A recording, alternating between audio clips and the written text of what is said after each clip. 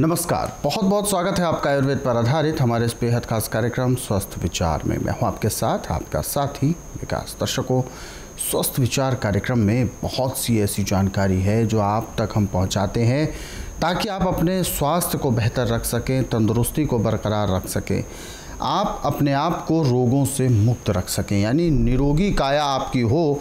उसके लिए आप क्या कुछ कर सकते हैं अपने दैनिक दिनचर्या के माध्यम से ही, वो सारी जानकारी आपको इस कार्यक्रम में मिलती है।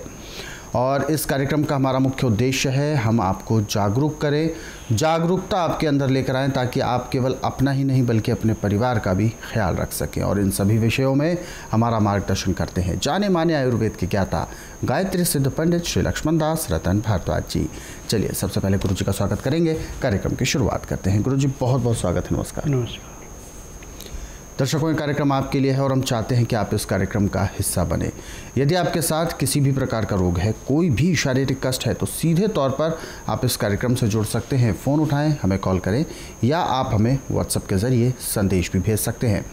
और कार्यक्रम को शुरू करने से पहले हम आप सभी को ध्यान दिलाना चाहते हैं कि जब भी आप इस कार्यक्रम को देखने बैठें तो कॉपी और पेन लेकर ज़रूर बैठा करें। जो भी नुस्खे आपको बताए जाएं उनको आप लिख ज़रूर लें। चलिए आगे बढ़ते हैं कार्यक्रम में और शुरू करते हैं अपने नए विषय पर चर्चा। गुरु जी, आज के अंक में हम मानसिक एक बीमारी के बारे में लेकर बात करने वाले हैं जिसे कहते हैं पागलपन। हालांकि पागलपन कई किस्म का होता है, कम ज़्यादा बहुत ज़्यादा। तो पागलपन का सीधा सीधा अर्थ है मानसिक संतुलन बिगड़ जाना।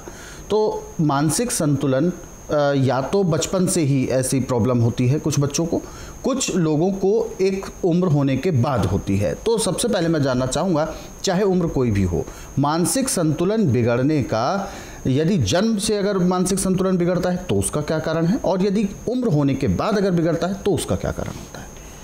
देखिए, पागलपन होने का एक कारण है, इसके 3-4 कारण जी।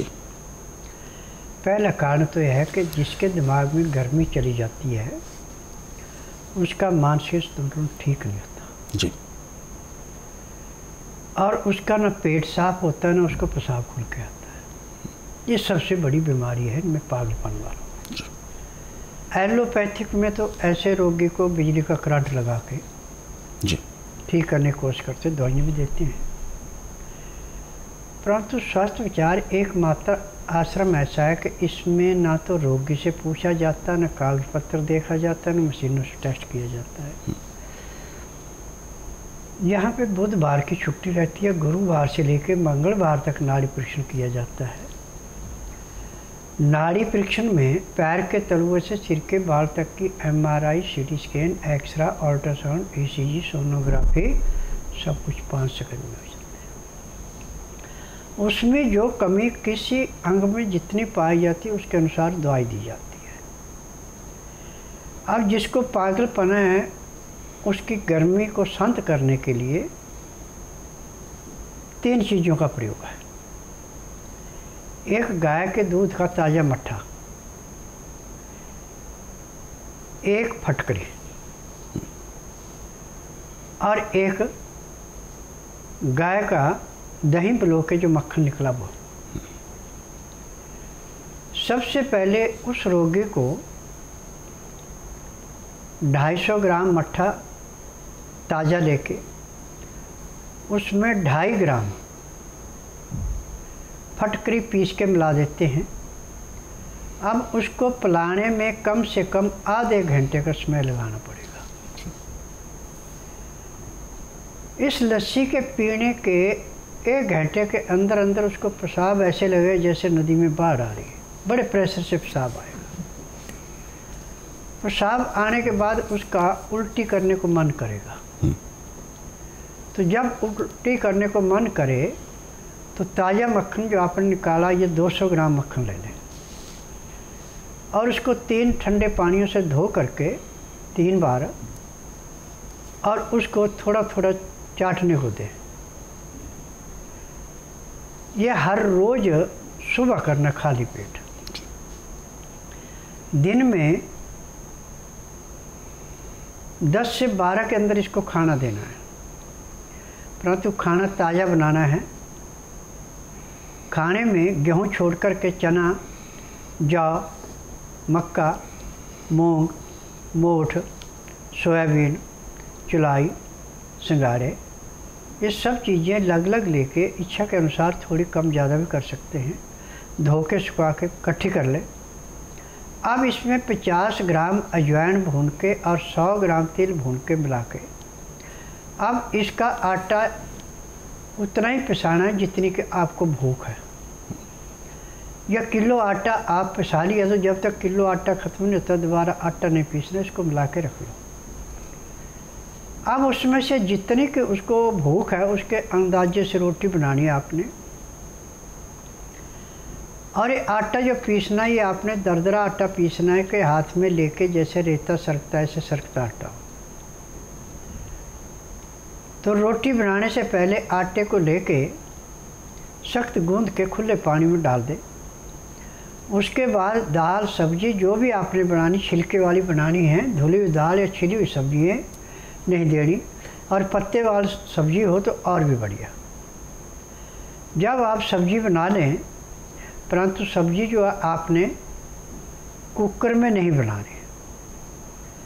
मिट्टी का बर्तन हो तो सोने पे सुहागन है तो पीतल का बर्तन ले जिसमें कलाई कर रखी है, या तांबे का बर्तन लें जिसमें कलाई कर रखी है, या स्टील का बर्तन ले लें।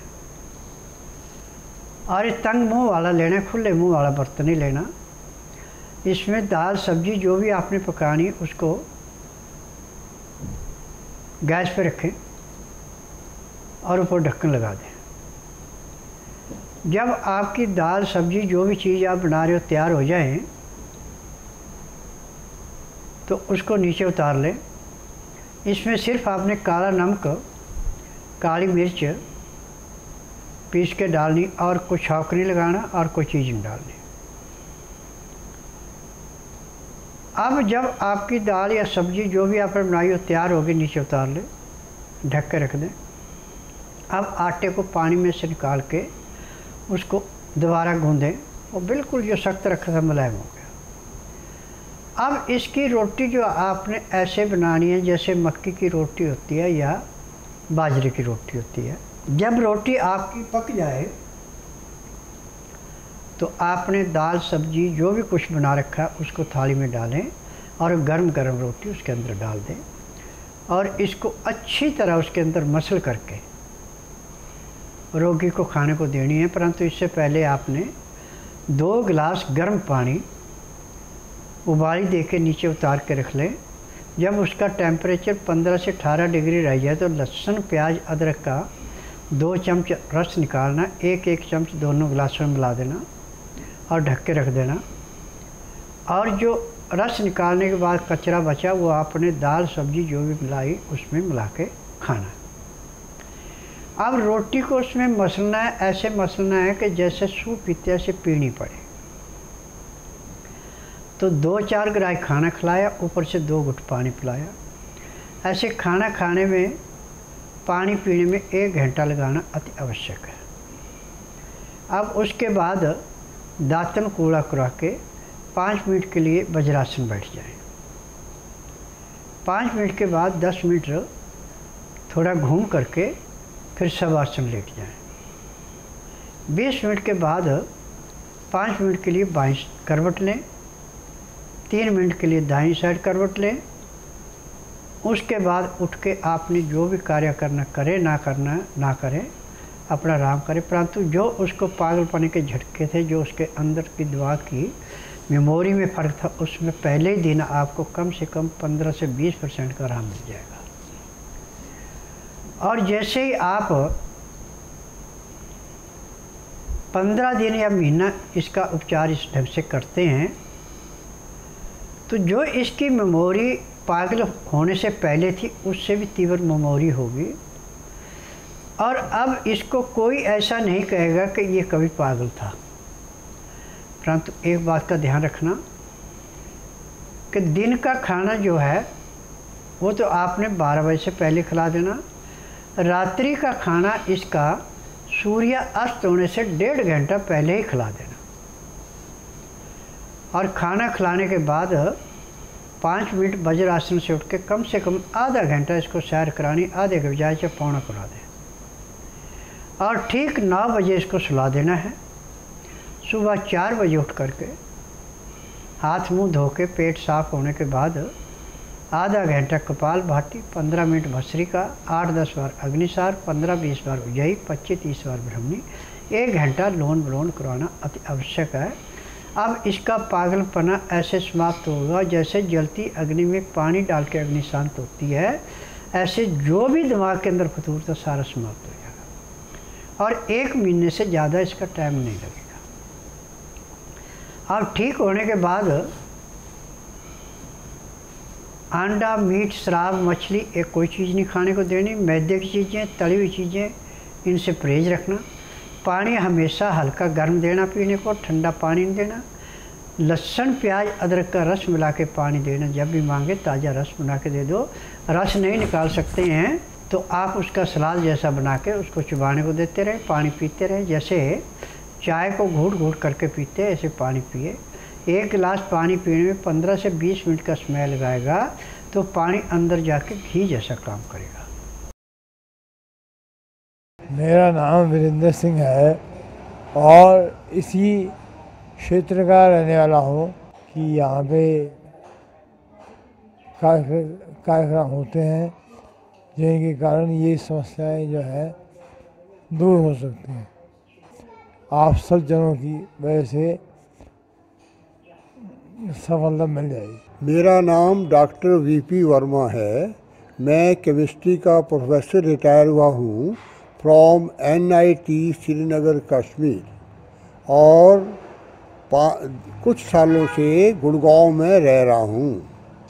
और ये मेरे वीरेंद्र सिंह हैं, ये मेरे बेटे हैं, ये मैकेनिकल इंजीनियर हैं और इनको 2014 में कुछ ट्यूमर, बड़ा हल्का सा ट्यूमर बताया और जब सर्जन के पास गए तो सर्जन ने कहा कि ये बहुत छोटा है और इसको डिस्टर्ब करने की ज़रूरत नहीं है।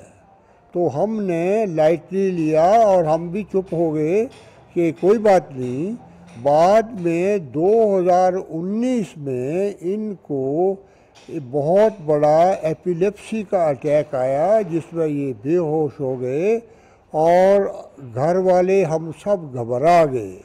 फिर जब हॉस्पिटल में ले गए तो उन्होंने बोला कि भाई ये तो ट्यूमर है।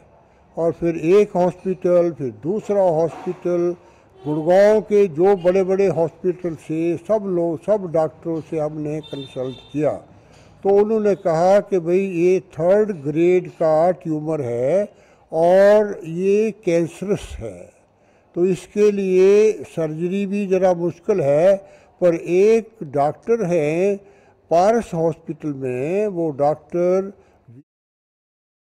बड़े रिनॉन्ड सर्जन हैं, न्यूरो सर्जन, तो उन्होंने इनका ऑपरेशन किया इन दी 29 अप्रैल 2019 को।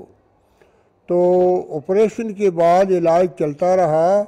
उसके बाद रेडिएशन पे रखा इनको, रेडिएशन के बाद कीमो दिया पर कोई विशेष लाभ नहीं हुआ।